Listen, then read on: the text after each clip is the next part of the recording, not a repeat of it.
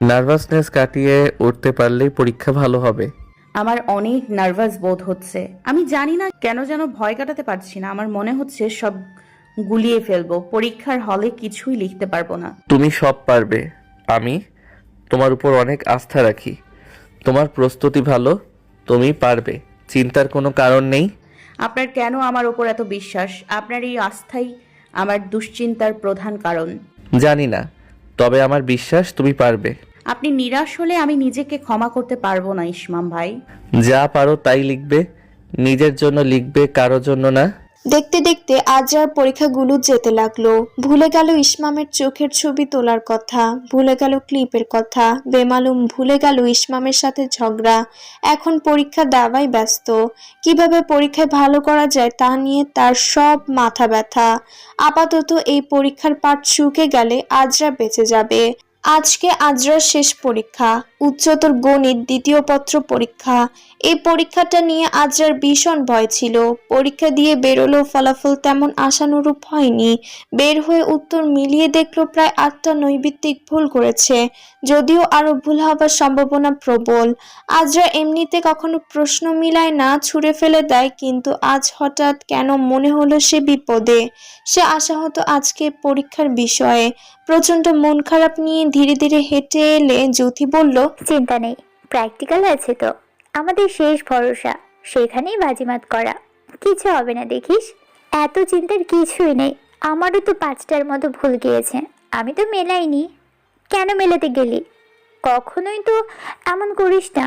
ইসমাম ভাইয়ের বড় আশারে আমি গোল্ডেন A+ পাবো। আমার মানুষটার জন্য খারাপ লাগছে। তুই জানিস না, দিন রাত এক করে আমাকে পড়িয়েছে। আমার আমার মতো গর্ধবকে গর্ত থেকে টেনে তুলেছে। উফ, বিবেকের দংশনে আমি বিষাক্ত। তুই সব সময় ইসমাম ভাইকে গিরগিটে বলতি, অথচ এখন আমার মনে হচ্ছে আসল গিরগিটে তুই। কিভাবে হয়ে গিয়েছি মনে হয়? নিজের অজান্তে হয়ে গিয়েছিস তুই। এখন ইসমাম ভাইয়ের নাওলা হয়েছিস, আর সাথে পড়ালেখার ন্যাকাও হয়েছিস দেখছি। যা, তোর সাথে কথাই বলবো না। আবার ন্যাকামি? মেয়ে মানুষ মানেই ন্যাকামি। হ্যাঁ হ্যাঁ, তুই তো ব্যাটা ছেলে। যা, এখানে কি করিস? গার্লস হোস্টেলে যা, মোটকা কোথাকার। আজরার সামনে যেতেই দেখলো আজকে তার বাবা মা অথবা নাবিল কেউই আসেনি। এদিক ওদিক তাদের খুঁজতে লাগলো। তারপর দূর হতে ইসমামের কণ্ঠ ভেসে এলো, এদিকে তাকাও। ইসমাম হাসি মুখে তার দিকে তাকিয়ে আছে। ইসমাম আজরার কাছে এলো, তার হাত থেকে পরীক্ষার ফাইলটা নিল। কি হয়েছে? আদ্রুশের মনটা এমন খারাপ কেন? মুখটা অমন কেন করে রেখেছো? কিছু না। আপনি আজকে এলেন যে? নাবিলের প্রজেক্টের কাজ আছে, তাই সে আসতে পারেনি, আমাকে পাঠিয়েছে। তোমার ভাই আমাকে ব্যবহারে পারদর্শী। আজরা ছোট্ট করে শুধু ও বলল। ইসমাম উঠে বাইক স্টার্ট দিতেই দেখলো আজরা তার পিঠের উপর মাথা দিয়ে তার শার্টটা হালকা করে 2 হাত দিয়ে ধরে রেখেছে। বেশ কিছুক্ষণ হলো বাইক চলছে, কিন্তু আজরার কোনো শব্দ শুনতে পেল না। সারাক্ষণ বকবক করতে থাকা আজরা আজকেও ঘুমিয়ে গেল নাকি? ইসমাম দেখলো যে সে জেগে আছে, তাও কেন এমন করছে। কিছুক্ষণ পরে ইসমাম তার শার্টের পিঠের দিকে ভেজা অনুভব করলো। আজরা কাঁদছে, সাথে ফুপিয়ে ফুপিয়ে কাঁদার শব্দ হচ্ছে। ইসমাম দ্রুত বাইক থামালো, ঘুরে আজরার দিকে বসলো। কি হয়েছে, তুমি কাঁদছো কেন? আজরা ইসমামকে জড়িয়ে ধরে হাউমাউ করে কাঁদতে লাগলো। এহেন কাণ্ডে ইসমাম অবাকের সঙ্গে নিজেকে আবিষ্কার করলো। ইসমাম আজরার মাথায় হাত বুলিয়ে দিতে লাগলো। আজরা হিচকি তুলে বলল, আমি আপনার আশায় পানি ঢেলে দিয়েছি। আপনার সব আশা গুড়ে বালি হয়ে গিয়েছে ইসমাম ভাই। কেন, কি হয়েছে? তুমি কাঁদছো কেন এভাবে? আগে কান্না বন্ধ করো, একদম কাঁদবে না। আরেকবার কাঁদলে একটা থাপ্পড় দিয়ে দাঁত ফেলে দেবো তোমার। এবার বলো কি হয়েছে? আজকে আমরা 7টা নৈবেত্তিক ভুল গিয়েছে। সৃজনশীলও ভালো করে দিতে পারিনি। প্রশ্ন ভীষণ কঠিন এসেছিল। এতে এত ভয় পাওয়ার কিছু নেই। ওভারঅল তোমার নাম্বার ভালো আসবে, দেখে নিও। না, তবু আমার ভয় করছে। মনে হয় না আমি ভালো কিছু করতে পারবো। আমাকে একটা বিয়ে দিয়ে দিন, একটা ভালো ছেলে ধরে বিয়ে দিয়ে দিন তো। বয়স্ক হলেও চলবে, আমার পড়ালেখা করার প্রয়োজন নেই। পড়ালেখা করে আশানুরূপ ফলাফল আসছে না, তার থেকে ভালো বিয়ে করা। আজরুশ, তুমি যদি আর একটা কথা বলছো তাহলে আমি সত্যি তোমার গাল দুটো থাপড়ে লাল করে ফেলবো। তুলে আচার টাচারও দিতে পারি। আমাকে রাগাবে না বলছি।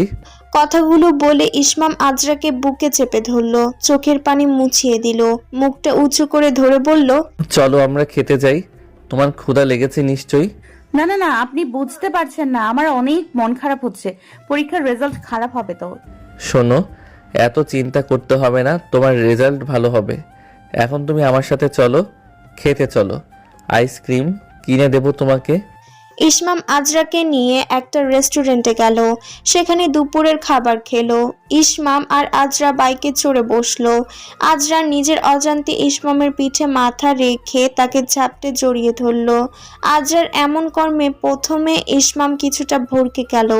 আজরার মনের অবস্থা বুঝতে পেরে পরে সেটা স্বাভাবিকভাবেই নিল। বাইকের গতির কারণে গায়ে বেশ বাতাস লাগছে। ইসমাম ভাই, বলো।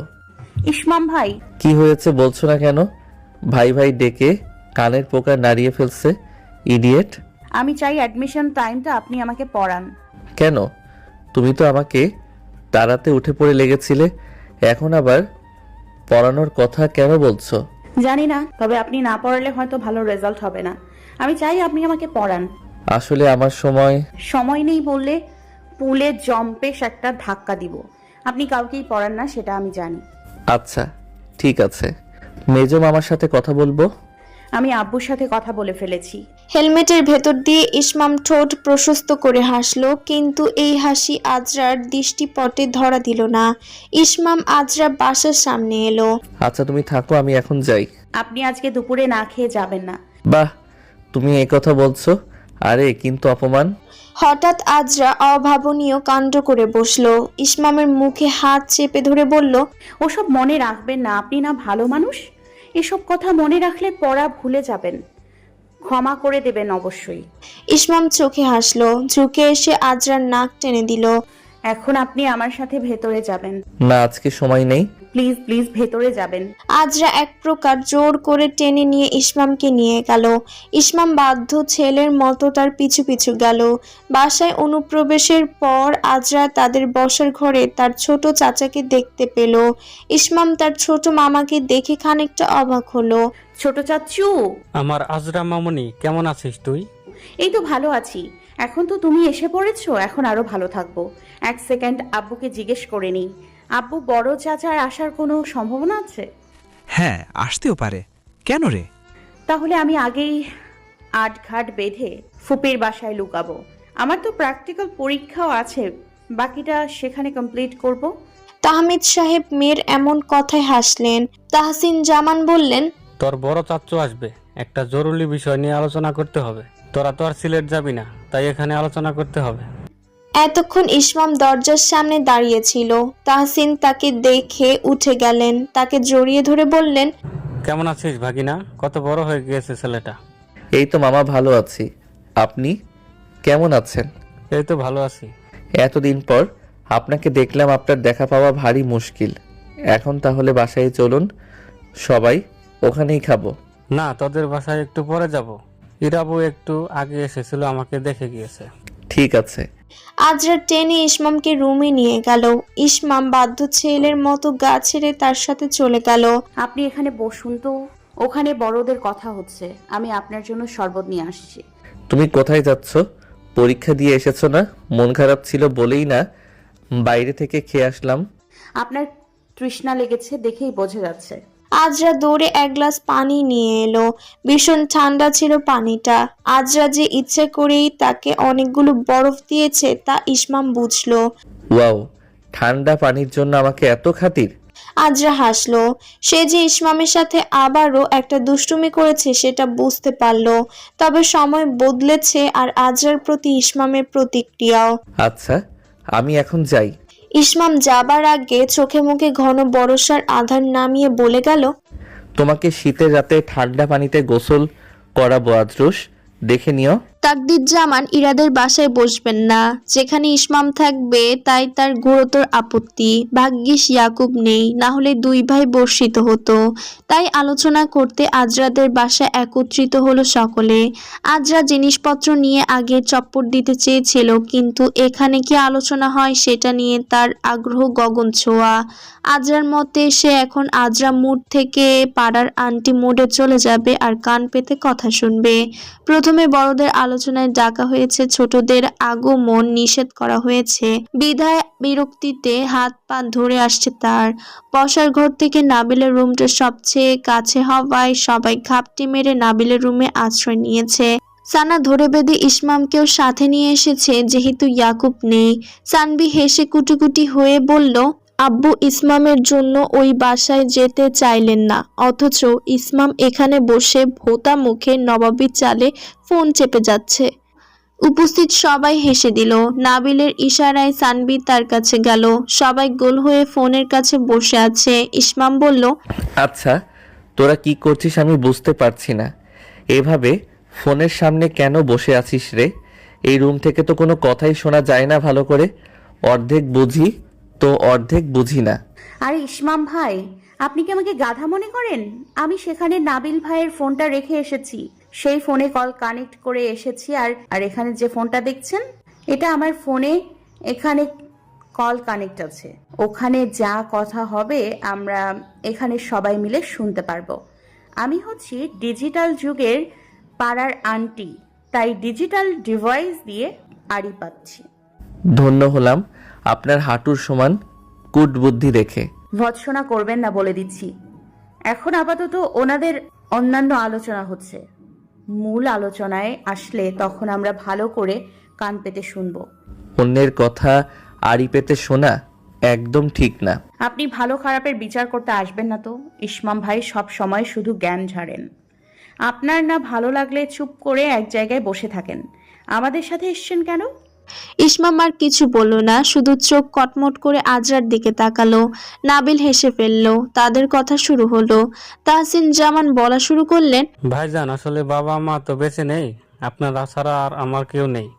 গ্রামের বাড়িটাও ফাঁকা পড়ে আছে, সেটা আমি দেখাশোনা করছি। একা মানুষ, আর আমিও এদিক ওদিক ঘুরে বেড়াই। বাড়ির কাজের লোকেরা দেখাশোনা করবে আর কতদিন। আসল কথায় আয়। তাহসিন একটা শুকনো ঢোক গিললেন, অতঃপর কিছুটা জোরে নিঃশ্বাস ত্যাগ করে গড়গড় করে বললেন, আমি বিয়ের সিদ্ধান্ত নিয়েছি। কি, তুই ভবঘুরে ফোনে ছেড়ে বিয়ে করতে চাইছিস? আব্বা আম্মা মারা যাওয়ার পর আপনাকে আমি মায়ের চোখে দেখি। আপনারা এখন আমার অভিভাবক, সেটাই মানি। আমি একটা মেয়েকে পছন্দ করি, তাকে বিয়ে করতে চাই।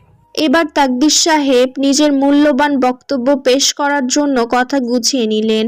মনে মনে বেশ কিছুক্ষণ কথা গুছিয়ে তারপর হঠাৎ করে বলে উঠলেন, তোর বয়স 35-এর কোটা পার করতে চললো, এখন এসে বিয়ের কথা বলছিস?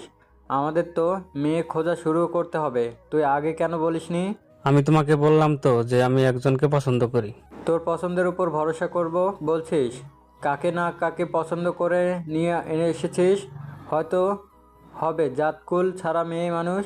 আসলে মেয়েটা আর আমি একই ভার্সিটিতে পড়তাম এবং একই ডিপার্টমেন্টে ছিলাম। ও নাকি তখন থেকে আমাকে পছন্দ করত, কিন্তু আমার ভবঘুরে স্বভাব আর বেকার থাকার কারণে আমি পাত্তা দেইনি।